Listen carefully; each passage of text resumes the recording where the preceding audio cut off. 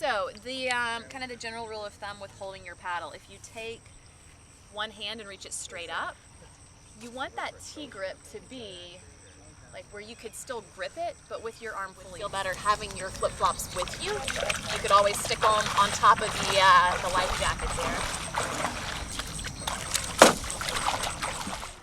there. The stand-up paddleboard yoga is, you know, it's a crazy idea to a lot of people, but I think that's what makes it so fun, that you come out here with no expectations. You might be able to stand up, you might not, you might fall in, you might not, and it every time I'm out here it's something different. Like the students surprise me, and I think I surprise myself at what I'm willing to try and just have fun with.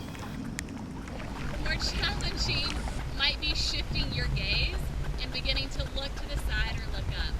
Jess, are you all good? You get a lot of things out here. The thing that I love about it is the setting. Even on a day like today where it's raining right now, it's still beautiful. It's calming. You can hear the birds around you while you're on the water, and it's so relaxing and still. And at the same time, it goes to the very opposite end of the spectrum where it's fun. Everyone's laughing and giggling and screaming as they fall into the water. And I think it's this, as a yoga instructor, I've been teaching for about 3 years now, and I'll tell students to use certain muscles in a pose. I'll say, you know, engage your core, or, you know, tuck your tailbone. And you can get away on a mat in a classroom not doing any of that and still hang out in your warrior pose. I don't think you can do that on a board. You end up in the water if you don't use the right muscles.